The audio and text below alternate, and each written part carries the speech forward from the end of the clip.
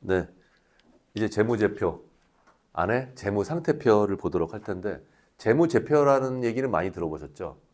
그 재무제표를 뭘 얘기하냐? 통상적으로 IFRS의 기준에 보면 이렇게 나와 있어요. 재무상태표, 손익계산서, 지정원가 명세서, 현금흐름표, 자본변동표 안에 이익잉여금 처분계산서. 요거를 이제 재무제표라고 큰 틀에서 얘기하는데 우리가 얘기할 때는 재무상태표, 손익계산서, 제조원가 명세서, 이익잉여금 처분계산서 요 정도를 재무제표라 그러고 대표한테 대표님 3년치 재무제표 주세요라고 하면 기장세무사가 도장 찍어서 날려주는데 보통 재무상태표, 손익계산서, 제조원가 명세서, 이익잉여금 처분계산서 요 정도까지 줍니다. 그 정도면 충분합니다. 현금흐름표 우리가 볼 일 별로 없어요. 자본은 변동이 거의 없잖아요. 그렇죠? 이익잉여금 처분계산서가 일반적으로 많이 쓰입니다. 향후에는 재무상태표, 손익계산서, 제조원가 명세서만 재무제표를 올려도 리포트가 나오게끔 할 거예요. 예. 그런 경우도 있으니까. 예. 자, 그럼 재무상태표는 예전에는 대차대조표라고 얘기하기도 했어요. 그래서 대차대조표가 재무상태표다 이렇게 얘기하면 되는데 혹시 대변, 차변 얘기 들어보셨죠? 대변, 차변. 예. 차변 왼쪽, 대변 오른쪽. 예, 요런 그래서 거기에 나와 있는 부분들 대차대조표. 우리가 만나는 회사들은 대부분 그냥 손익계산서라고 보시면 되시고, 예, 현금흐름표 볼 일 없고 자본 변동은 거의 없고 이익잉여금 처분계산서로 본다라고 하는 거고 제조원가 명세서는 제조업의 경우에 있는 거죠. 그렇죠? 제조업이 아닌 경우는 없습니다. 물론 이 회사는 유통업인데 제조원가 명세서가 있는 경우가 있어요. 일부분 제조하는 거예요. 일부분. 예. 제가 업체 중에 그런 업체가 있습니다.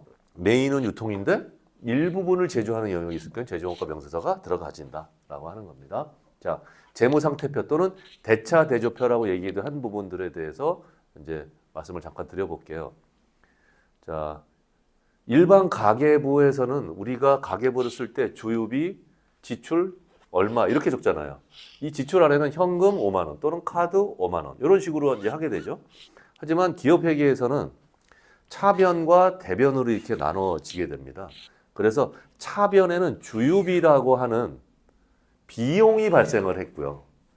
대변에는 현금이라고 하는 자산이 줄어든 거를 기장을 하게 되어 있는 거죠. 어떠한 거래든 대변과 차변에 대응되는 게 구성하게 되고요. 대변의 합계와 차변의 합계는 맞아야 됩니다. 이게 바로 대차 평균의 원리예요. 이런 걸 설명해 주는 게 이겁니다. 자, 지금 현금을 주고 기름을 넣었다라고 했을 때 내 입장에서 뭐 법인도 이런 지출을 하잖아요. 그럴 경우에 어떻게 되냐면 차변은 왼쪽이라고 그랬고 대변은 오른쪽이라고 그랬죠. 차변에 보면 자산이라는 게 있어요. 증가되는 쪽. 차변에는 자산과 비용이 있고 대변에는 부채와 자본, 수익이 있는데 이 항목이 증가되는 쪽은 표시하는 쪽이라는 거예요. 자, 자산이 증가됐다. 차변에 쓰인다. 그럼 자산의 감소는 대변에 쓰이겠죠. 비용이 발생했다. 차변에 쓰이겠죠. 비용은 감소하는 게 없죠. 수익이 발생하는 거죠. 그러면 여기다 쓰이는 거죠. 자산의 증가, 자산의 감소. 비용 발생, 수익 발생.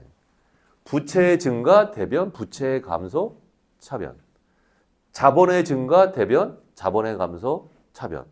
이렇게 머릿속에 외우셔야 돼. 이 편은 그냥 포토 메모리로 싹 기억하세요.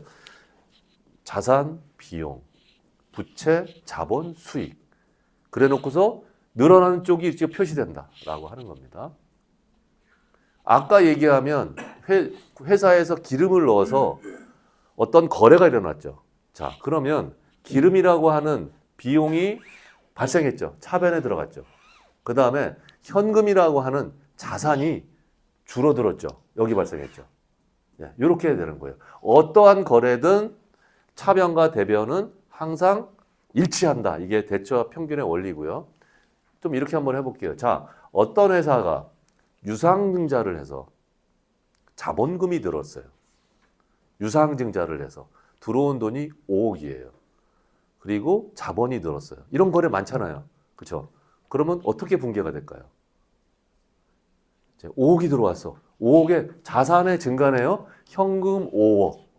그 다음에 자본 늘었죠. 자본 5억. 이렇게 표시되는 거예요. 어떠한 거래든 무조건 차변과 대변에 대응하는 거래가 발생하고 반드시 그 합계는 일치한다. 이게 대차 평균의 원리고 이게 북이라 그래야 되나? 획이라 그래야 되나? 여기 그냥 원리로 만든 거예요. 이거는 그냥 외워버리는 거야. 이해를 하려고 하면 안 돼. 그냥 외우는 거야. 그렇죠? 이런 거래들이 많아요. 또 다른 예를 한번 들어볼까요? 이거를 이번 시간에 이거를 머릿속에 넣는 게 제일 중요해요. 어떠한 거래가 일어날 때 이렇게 계정과목이 나열이 되고 대차 평균의 원리를 적용을 시키고 이렇게 나열하는 걸 분계라 그러죠. 예. 또 무슨 거래가 있을까요? 우리가 하는 모든 거래는 돈 주고 어떤 걸 사는 거래가 대부분이기 때문에 비용 발생과 자산의 유출이라는 게 있는 거죠. 또 우리가 매출을 해서 물건을 팔았어요. 그래가지고 돈이 들어왔어. 자, 물건을 팔았어.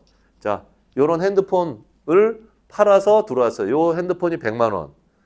팔아서 현금 100만 원이 들어왔죠. 자산이라는 현금이라는 자산이 100만 원 플러스 됐고 핸드폰이라고 하는 재고 자산이 마이너스 됐죠. 요거는 뭐죠? 자산 증가, 자산 감소가 일어난 거래요. 자, 또 한번 볼게요. 이 핸드폰을 100만 원에 팔았어. 근데 현금이 들어오지 않고 받을 돈이 생겼어. 그럼 뭐죠? 매출 채권이라는 자산이 100만 원이 늘었고 핸드폰이라는 자산이 100만 원 줄어들어서 요거는 자산 증가, 자산 감소의 거래가인 거예요. 어떠한 거래든 우리가 다 할 수 있다. 내가 돈 10억 주고 토지를 샀어요.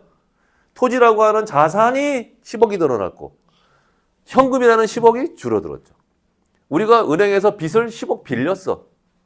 그러면 10억이라는 현금이 10억이 자산이 생겼고 부채가 10억이 생겼죠. 이거예요. 모든 거래를 할 때 이거를 머릿속에 일단 한동안은 꼭 넣어놓으시고 이걸 생각하세요. 이게 포인트예요. 지금서부터 한 일주일 동안은 어떠한 거래가 일어날 때 이게 어떤 거래지? 차변에 뭐가 오고 대변에 뭐가 올지 일주일만 딱 생각해. 어떤 거래를 할 때도 머릿속에 항상 넣어놔. 예. 일주일만. 그러면 이제 구조가 들어오요. 이런 거래가 어마어마하게 많아요. 자, 회사가 주주로부터 주식을 샀어. 자기 주식 취득. 이익 소각할 때 그거 하잖아요. 그렇죠? 그럼 회사는 돈을 주고 주식을 샀어. 액면가로. 예를 들어 좀 이따 하게 될 거예요. 오늘 안 하지 다음 시간에 하게 될 거예요. 액면가로 주식을 샀어. 5천 원짜리 주식을 한 주를 액면가로 샀어요. 그럼 회사는 돈이 나갔죠. 현금 5천 원이 줄어들고 자기 주식은 마이너스예요. 마이너스. 예, 마이너스 값으로 들어가서 예, 마이너스로 여기에 마이너스로 표시가 돼요. 예, 그래서 이거 좀 어려운 얘기다. 자, 현금이 분명히 나갔죠. 그러니까 자산은 줄어들었어요. 자기 주식은 여기에 마이너스로 표시가 돼가지고 합산이 제로가 되는 거예요. 자기 주식은 부의 숫자로 들어가기 때문에 이건 좀 헷갈리는 영역인데 나중에 자본할 때 그걸 설명을 드릴게요. 어쨌든 어떠한 거래가 일어나도 이 부분이 있거나 아니면 여기 안에서 일어난다라고 하는 부분들을 이제 생각을 꼭 하셔야 돼요. 그리고 그게 지금처럼 헷갈린 것처럼 헷갈린 부분들을 해소를 어느 순간에 시켜야 돼. 그래야지만 향후에 어떤 거래가 일어날 때 이게 회계적으로 논리적이냐 아니냐라고 하는 부분들을 생각을 하게 됩니다. 진짜 나중에 휴먼 인더 루프에 계시려면 그 휴먼이 되시려면 그건 하셔야 돼. 그렇죠? 예, 어떠한 거래든 머릿속에 넣어놓으시고 그거를 차변 대변해서 반드시 풀어보시라라고 하는 겁니다. 재무상태표 들어가 볼게요. 자산, 부채, 자본. 자산의 증가, 감소. 부채의 증가, 감소. 자본의 증가, 감소. 자산에는 유동자산과 비유동자산이 있다. 유동자산은 1년 이내에 현금화할 수 있는 것 또는 현금. 비유동자산은 1년 이내에 현금화할 수 없는 것. 자, 유동자산에는 현금과 같은 당좌자산, 즉시 현금으로 바꿀 수 있고 재고자산은 1년이 넘어갈 수도 있죠. 하지만 1년 이내에는 제품화되거나 현금화할 수 있기 때문에 유동자산으로 구분합니다. 여기에 들어가 있지 않아요. 자, 비유동자산은 1년 이내 현금화할 수 없는데 투자자산. 대표적인 게 뭐죠? 우리가 하고 있는 보험이 여기에 들어갑니다. 그 다음에 유형자산. 대표가 뭐죠? 토지, 건물. 무형자산. 대표가 뭐죠? 특허권. 지적 재산권. 예. 기타 비유동 자산. 이렇게 나눠진다. 자, 자산은 유동과 비유동. 1년 이내에 현금화할 수 있다? 없다. 예. 그리고 유동에는 현금과 재고자산. 비유동에는 투자, 유형, 무형. 이런 부분들. 부채도 마찬가지죠. 유동부채, 비유동부채. 이렇게 다. 자본은 다음 시간에 하는 걸로 그렇게 할게요. 자, 이 개정 과목들은요. 그냥 보면 체감적으로 알 수 있어요. 그래서 자세하게 하지는 않겠지만 나중에 뭐 혹시라도 관심이 있으신 분은 책을 사서 볼 필요는 없을 것 같아. 그냥 인공지능에 검색을 하세요. 재무상태표에 표시되는 개정 과목을 나열하고 설명해줘 그러면 쫙 나오겠죠. 뭐 그걸 얘기로 들으시면서 운전하셔. 그러면 돼. 자, 재무상태표. 예. 일정 시점 기업이 보유하고 있는 거. 우리가 바라보는 재무 상태의 일정 시점은 언제죠? 대부분의 경우 12월 31일이에요. 그게 회사가 결산이 12월 31일 날 하니까 물론 금융회사 같은 경우는 3월 31일도 있습니다. 예. 자산 뭐 보시면 되는 거고. 유동자산 설명드렸죠. 유동자산이란 기업의 정상적인 영업중이 통산 1년 내에 현금으로 전환되거나 판매 또는 소비될 것으로 예상되는 자산. 예. 현금화의 용이성에 따라 당좌 자산과 재고 자산. 현금화의 용이성, 당좌는 현금이라고 보시면 되고 재고 자산은 1년 이내에 현금화할 수 있는 그런 개념으로 보시면 되는데 재고 자산 회전율이라는 거 들어보셨죠? 회전율. 이게 재고 자산이 현금화할 수 있는 비율이 회전율이에요. 이거 따로 시간을 안 가지니까 설명드리는 거예요. 그러면 회전율, 재고 자산 회전율 1 그러면 뭐죠? 이 재고자산이 1년 걸려서 회전하는 거야. 12 그럼 뭐죠? 한 달에 한 번씩 회전하죠. 그렇죠? 1년에 몇 번 돌아가느냐? 1년에 한 번 회전율이 겁나 안 좋아. 6 그러면 두 달에 한 번. 그럼 우리는 뭐 이상이래야 되죠? 아주 좋은 회사는 10이래야 돼. 그렇죠? 재고자산 회전율 자체가 10이면 그건 좀 무리다. 예. 재고자산 회전율은 보통 한 3, 4 정도만 해도 괜찮을 것 같아요. 예, 이게 쌓여 있다가 3개월 있다 나가니까. 근데 제일 좋은 거는 10이에요. 바로 그냥 현금화 되는 거. 또는 12보다 훨씬 높은 회사들 많이 있어요. 주문형, 유통업 같은 경우 보면은 주문되면 그때 물건 사다가 하는 거야. 그렇죠? 주문해. 그리고 돈까지 미리 받아. 그러고 그때 한 달 이내에 납품하면 재고자산 회전율이 거의 무한대로 나오는 회사들도 있어요. 어쨌든 유동자산은 1년 이내에 현금화할 수 있는 것이기 때문에 회전율과 같이 감안한다라고 보시면 될 것 같습니다. 당좌자산은 현금으로 보시면 돼요. 당좌자산은 판매 과정을 거치지 않고 즉시 현금화할 수 있는 자산으로 다른 자산의 취득 또는 유동부채의 지급에 충당할 수 있는 자산을 말한다. 당좌자산은 현금 및 현금성 자산, 단기 투자자산, 매출채권 및 기타 당좌자산은 구분된다. 네, 당좌자산 내용입니다. 현금 및 현금성 자산, 단기 투자자산. 투자자산은 비유동자산으로 들어가 있는데 굳이 단기라고 넣어놨다라고 하는 이유는 1년 이내에 현금화하는 걸 목표로 설정됐겠죠. 예, 뭐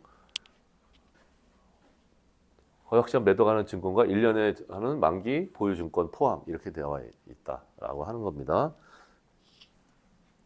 매출채권. 네.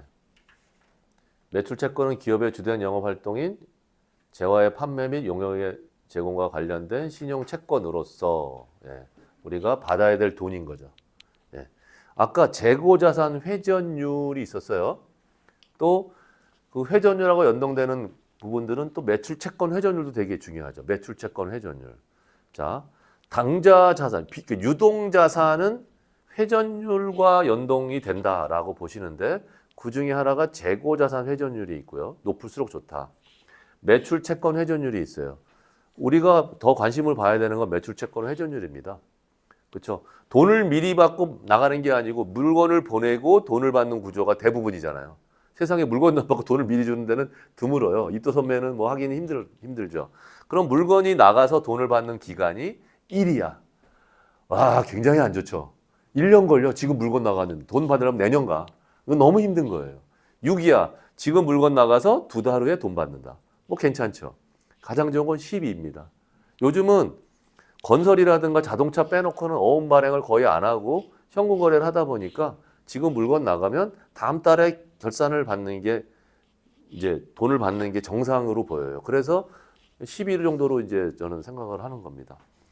아까 그 회사가 현금 흐름 등급이 안 좋은 원인 안에는 이 매출 채권 회전율이 안 좋은 영향도 분명 들어가 있을 것 같고요. 재고 자산 회전율도 좀 안 좋을 가능성이 있어 보여요. 기타 장자 자산은 읽어보시면 되고요. 그다음에 가지급금. 가지급금도 자산이네요. 가지급금은 유동자산일까요? 비유동자산일까요? 가지급금은 유동자산일까요? 비유동자산일까요? 유동자산이 유동자산. 그렇죠. 일반적으로 가지급금은 여기 나와 있는 것, 실제 현금의 지출은 있으나 거래 내용이 불분명하거나 거래가 완전히 종결되지 않아 계정 과목이나 금액이 미확정인 경우다. 그래서 어쨌든 자산인데 유동자산. 대부분 우리가 알고 있는 가지급금은 대표이사가 출처 분명의 돈을 대표이사 앞으로 이제 빚을 달아놓거나 또는 실제로 갖다 쓴 거죠. 예, 그걸 가지급금이라고 얘기하는데 회사 입장에서는 받을 돈이에요. 그게 자산이에요. 그리고 유동자산. 1년 이내 받아야 되는 돈이라고 정의한 거예요. 예. 그래서 따라서 이 계정은 일시적인 성격을 갖는 계정 과목이기 때문에 결산기 말까지는 그 내역을 명확히 조사하여 확정된 계정 과목으로 결산기 말에는 대체시켜줘야 된다라고 하는 거고 우리가 알고 있는 가지급금의 문제를 가지고 있는 대표들이 되게 많죠. 예. 그래서 저희가 크레탑에 보면 가지급금 계정명이 총 되게 많아요. 근데 일반적으로 의미 있는 게 이렇게 보여요. 단기 대여금. 원래 가지급금의 일반적인 명칭은 주주, 임원, 종업원 단기 대여금이에요. 그러니까 단기에 돈을 빌려주니까 예, 받아야 될 돈인 거죠. 그러니까 유동자산이고 예, 주 임종이라는 얘기도 많이 하고요. 근데 단기 대여금을 왜 굳이 표시했느냐? 회사가 사업 목적이 누구한테 돈을 빌려주는 게 사업 목적이 아니잖아요. 대부업이 아닌 이상은. 사업 목적하고 부합되는 게 아닌 거예요. 그러다 보니까 어떤 특정 법인이 단기 대여금이 있다? 그러면 대부분 그거는 대표이사한테 빌렸다고 보시면 돼요. 그래서 단기 대여금 필드값이 있으면 이거 가지급금이 있다고 미루어 짐작하고요. 이건 말할 필요도 없고요. 특수관계자 단기 대여금 뭐냐? 특수관계자 누구예요? 주주, 임원, 종업원이 특수관계자예요. 같은 개념. 예. 요런 내용들 미수금, 요런 가지급이라는 명칭도 있고요. 요런 필드값이 있으면 무조건 우리는 가지급금이 있다라고 표시합니다. 그러면 실무적으로 가지급금이 왜 발생하느냐? 거래 내용이 불분명. 어떤 직원이 출장 갔는데 영수증도 안 가져왔어. 뭐 하기가 뭐 잡손실 처리하기도 어려워. 그러면 일단 대표이사 앞으로 달아놓고 불명확하게 해놨다가 결산기까지 해결이 안 된다. 그러면 다 가지급금을 잡혀놓는 거예요. 예. 그런 경우가 있고 또 실제로 대표가 돈이 필요해가지고 회사에서 돈을 빌려간 경우도 많아요. 예. 코인 살려고, 부동산 살려고, 주식 살려고. 예. 대부분 그렇습니다. 예. 이거 부동산 좋은 물건이 나왔는데 내가 지금 가진 게 5억뿐이 없어. 이거 10억 드려야 되는데 그러니까 회사에 현금이 있어. 그럼 5억 가져 나오는 거죠. 일단 부동산부터 사야겠다라고 하는 경우가 실제로 빌린 거. 그 다음에 또 신용불량인 직원들이 꽤 있어요. 그러다 보니까 그 직원들한테 월급 300 책정하면 그중에 100만 원으로 날라가. 애초에 딴 채권자들이 가져가 버려. 그러니까 200으로 책정하고 가윗돈으로 내가 월급을 채워주는 거야. 이 사람은 내가 고용해야 되니까. 이런 일 되게 많거든요. 예. 그러다 보니까 그런 목적으로 대표이사가 회사에 돈을 빼가지고 현금으로 직원 월급을 주는 경우들이 또 가지급 많이 발생합니다. 예. 그래서 업종별로 다양하게 발생하는데 실무적으로 거의 40% 이상은 가지급 이슈가 있는 것 같습니다. 그래서 한동안 지금도 마찬가지고 가지급이 컨설팅 이슈에 굉장한 비중을 차지하고 있어요. 그러면 대표이사 입장에서는 억울하잖아요. 내가 갖다 쓴 돈도 아니고 쓴 돈도 있겠지만 그걸 내가 언젠가 갚아야 돼. 안 갚으면 이자까지 내. 그리고 이자가 계속 또 늘어나. 그리고 또 회사 입장에서는 그 가지급을 대표이사한테 빌려줬는데 은행에 차입금이 있으면 그것도 그 차입금만큼에 대한 비용 처리를 또 못해. 그만큼. 예를 들어서 이런 거죠. 은행에 빚이 10억이 있고 대표이사가 가지급이 5억이 있어요. 그러면 10억에 대한 이자를 비용 처리 못하고 법인 10억에 대한 이자를 내야 될 거 아니야. 비용 처리 못하고 대표이사가 빌려준 5억을 빼고 5억에 대해서만 비용 처리해요. 국가는 어떻게 보냐면 야, 너 이거 돈 대표이사한테 받아서 갚아야지. 그렇게 되는 거예요. 그러니까 10억 중에 5억을 이억에 대한 이자를 비용 처리 못하고 비용 처리 할 것도 못하는 거예요. 그리고 대표이사한테 준 5억을 이익으로 간주해. 대표이사 못 갚으면. 인정이자가 뭐죠? 가지게 원래 인정이자는 가중평균 차입 이자율이 원래 원칙인데 우리는 뭘로 알고 있죠? 당좌 대출 이자율 4.6%로 알고 있잖아요. 그러면 5억에 4.6%인 대충 한 2천 얼마를 이자 이익으로 보고 법이 쓸 돈에 얼마나 손해야. 그렇죠? 자, 무슨 말씀인지 대충은 이제 못 알아들으시면 녹취를 들으시면서 이해하세요. 그렇죠?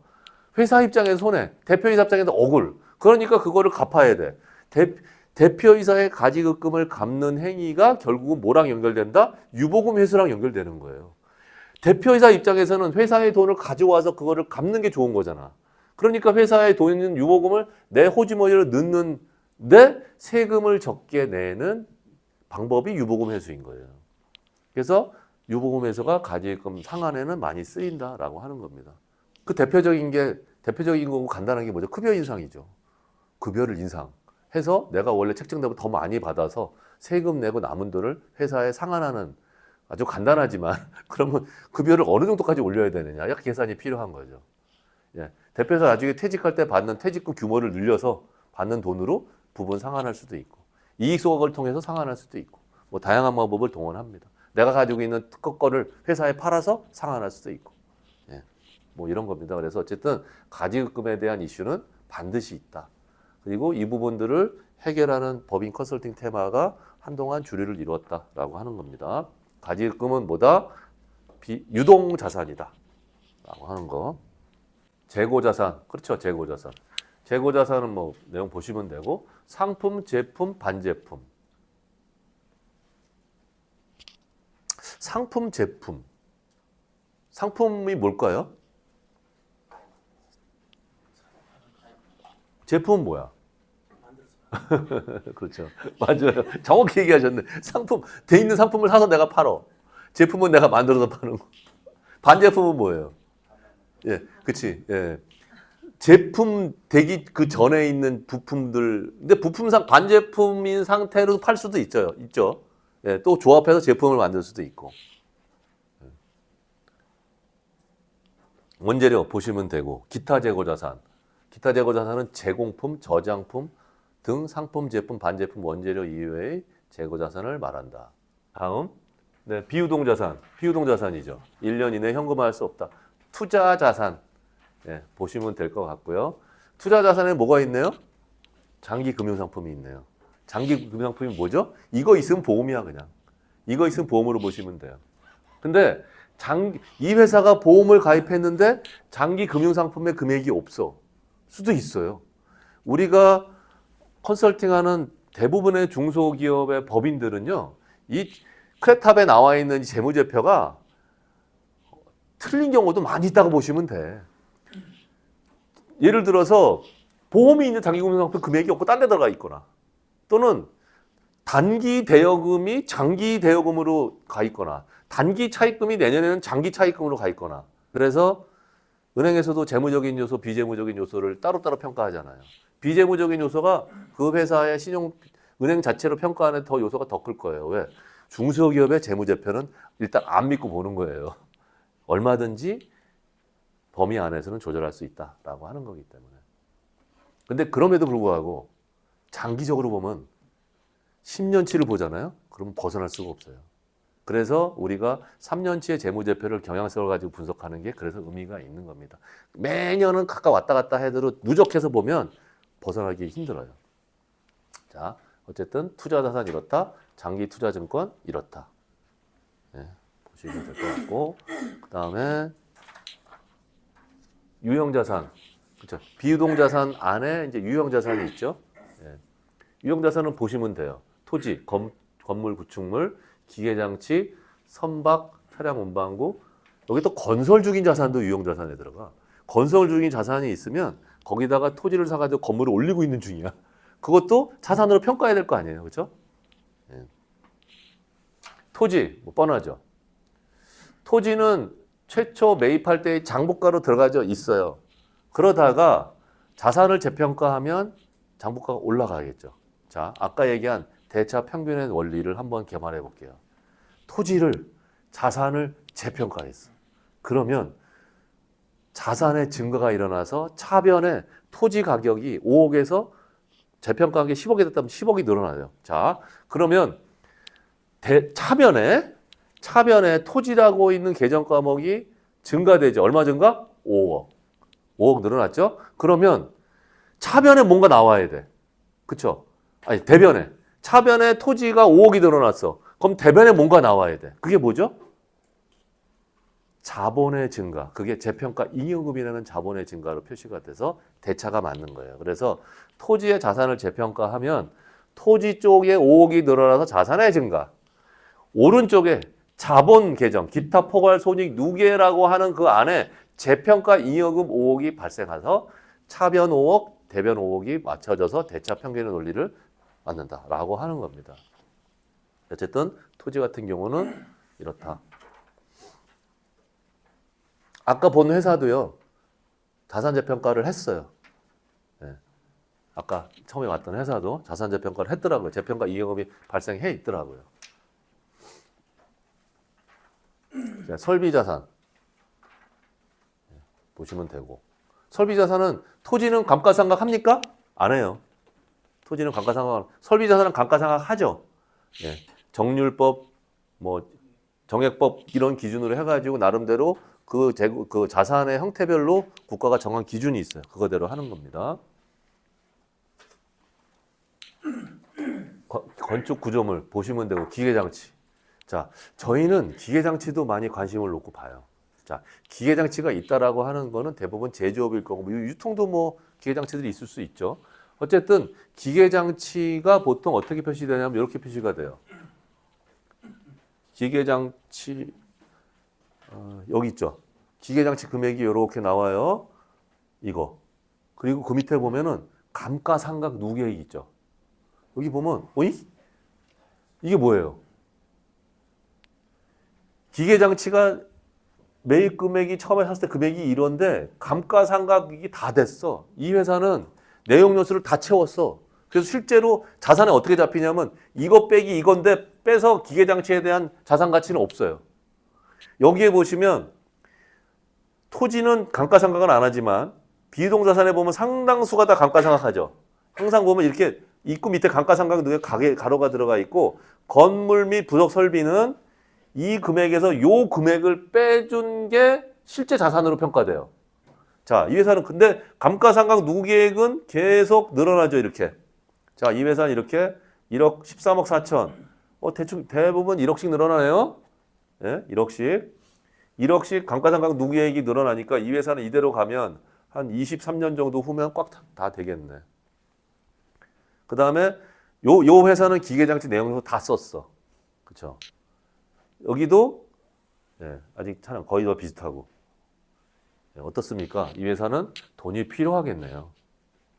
돈이 필요하겠네요. 그렇죠? 기계장치가 내용 요소 다 찼어.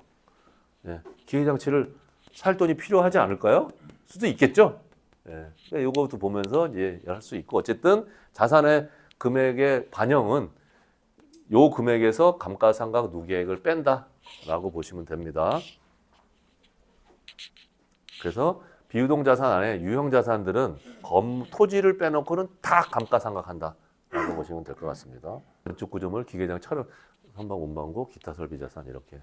물론 차량, 운반구, 선박 이런 게 안에 있다라고 한다면 요거는 우리가 세무조정계산서 안에 들어가면 그 회사의 유형자산 목록이 있어요. 쫙 보면서 내용을 다 확인할 수도 있어요. 기타 설비자산 보시면 되고요. 건설 중인 자산 있죠. 그렇죠. 건설 중인 자산은 이렇게 된다. 건설이 완료되지 않은 경우도 꽤 있다. 보통은 여기 토지 밑에 있거나 건물 및 부속 설비 밑에 이게 자리합니다. 예. 없는 경우가 대부분이죠. 건설은 다 끝났으니까 그런 경우 보시면 되고요. 무형자산은 재화의 생산이나 용역의 제공, 타인에 대한 임대 또는 관리를 사용할 목적으로 기업이 보유하고 있다. 개발비, 산업재산권, 라이선스와 프랜차이즈 저작권, 뭐 산업재산권이 대부분인데 여기 개발비는 좀 개발비? 개발비가 왜 자산이지? 비용 아닌가? 이렇게 생각하실 수 있잖아요. 개발비 형태는 자산으로 잡는 경우도 있고 비용으로 떨궈내는 경우도 있다. 자산으로 잡는 경우는 이런 원칙에 의한다라고 내용을 보시면 돼요.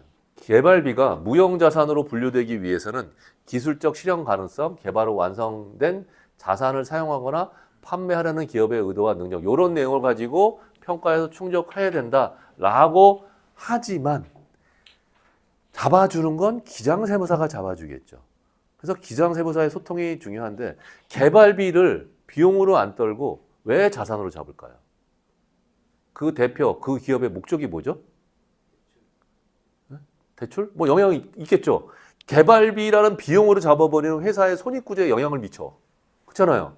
야, 올해 10억이 들어갔는데 이거 개발비를 다 떨어. 그러면 10억이 다 비용이야. 그 회사가 마이너스 나. 그렇죠. 그러지 말고 그러면 갑자기 이상적으로 재무구조에 영향을 미치니까 이걸 개발비 명목으로 자산으로 잡아놓자. 그리고 감가상각하자라고 생각할 수 있잖아요. 그렇죠. 그런 회사들은 기장세무사랑 협의해서 이런 걸 리포팅을 하거나 또는 근거를 마련해서 개발비를 자산으로 잡아놓는 거예요. 니즈에 의해서. 이걸 비용으로 다 안 떨고. 그러면 나름대로 이런 원칙이 있겠죠. 자, 그래서 개발비라는 부분이 재무상태표에 있다라고 하면 느낌적으로 이 회사는 어떤 연구 개발을 크게 한다던가 또 근데 그 부분들이 지금 재무상태표에 손익구조에 영향을 미칠 수 있으니 이렇게 개발비를 잡아놓고 감가상각을 하는구나. 이렇게 이제 보시면 됩니다. 기타 비유동자산 내용 보시면 되고요. 자, 부채 이제 다 됐어요. 예. 빚, 유동부채 1년 이내에 갚아야 될 거. 매입채무, 그렇죠? 매입채무는 내가 물건을 샀는데 돈을 줘야 될 거죠. 아까 매출 채권하고 반대죠. 자, 여기에도 회전율이 있네. 매입채무 회전율. 자, 훌륭한 회사는 우리가 볼 때 훌륭한 회사이거나 또는 이기주의적인 회사는 뭡니까? 매출채권 회전율은 굉장히 높고 매입채무 회전율은 굉장히 낮아. 줄 거는 늦게 주고 받을 건 빨리 받는 거. 이게 부자 아빠 가난한 아빠에 나오는 얘기 아닌가요? 예, 줄 돈은 천천히 주고 받을 돈은 빨리 받자. 예, 매입채무 회전율도 있어요. 근데 뭐 이거는 일반적으로 뭐 단기 차입금, 그렇죠? 1년 이내에 갚아야 될 돈. 반대가 뭐죠? 장기 차입금. 유동성 장기 부채. 예. 말은 좀 장기인데 말은 좀 희한하게 했나요, 그렇죠? 유동성인데 장기 부채래. 이거는 뭐 개정 과목에서 이렇게 구분한 부분들이 있나 봐요. 예. 기타 유동 부채, 기타 들어가니까 내용 보시면 될 것 같고요. 자, 선수금이 있고요. 선급금이 있어요. 자, 선수금은 뭐죠? 이게 부채에 들어가 있다는 얘기가 뭐예요? 선수금이 부채에 들어가 있어. 미리 받은 거야, 미리 받은 거. 선급금은 뭐죠? 미리 준 거야. 그럼 이건 어디에 들어가 있어요? 자산에 들어가 있는 거예요. 그렇죠? 선수금하고 선급금은 예측이 되어 있다. 예수금이네요? 예수금이 뭐죠? 부채네요? 마찬가지로 미리 내가 받은 돈에 이런 개념으로 보시면 될 것 같아요. 미지급금이나 이런 거는 당연히 부채고요. 비유동 부채 보시면 되고 회사채. 내가 예를 들어서 회사채를 발행을 했는데 발행하는 주체. 내가 발행을 했으니까 부채잖아요. 그렇죠? 내가 사 있는 회사채는 자산인 거고 내가 회사채를 발행을 해서 채권을 발행을 했기 때문에 이 사람이 이 채권을 만기 날짜에 들고 들어오면 내가 돈과 이자를 줘야 될 거 아니에요. 그렇죠? 그걸 회사채라고 하는데 일반적으로 발행할 때 3개월짜리는 우리가 볼 때 중소기업 발행할 일이 없지. 누가 저걸 하겠어 웬만해서는. 어쨌든 부채에 들어간다. 비유동 부채로. 장기 차입금. 1년을 초과하는 차입금. 아까 말씀드렸죠. 이 회사가 단기 차입금과 장기 차입금이 서로 왔다 갔다 한다니까 왔다 갔다. 그래서 작년까지 단기 차입금이 10억이 있었어. 근데 올해가 제로야. 이 회사 빚 갚았네? 아니에요. 밑에 장기 차입금으로 10억 들어가 있어요. 이걸 잘 보셔야 돼. 재무제표를 보실 때 가지급금도 이쪽에 있다가 유동으로 갔다 비유동으로 갔다 왔다 갔다 하고요. 차입금도요. 장기 차입금 갔다 단기 차입금 왔다 갔다 해요. 같이 보셔야지 한쪽만 보시면 안 돼. 실무적으로. 그렇습니다. 그래서 당장기 차입금이 왔다 갔다 하더라. 왜? 부채가 전체가 줄었으면 되는데 단기 차입금이 10억이 줄었는데 부채도 그대로야. 이거는 뭐냐면 그 단기가 장기로 간 거예요. 근데 은행에서 갑자기 장기로 바꿔줄 리가 없어. 아니죠. 이거는 그 기장세무사의 여직원이 바뀐 거예요. 거의. 자, 기타 비유동부채. 자, 이래서 오늘은 이제 끝났는데요.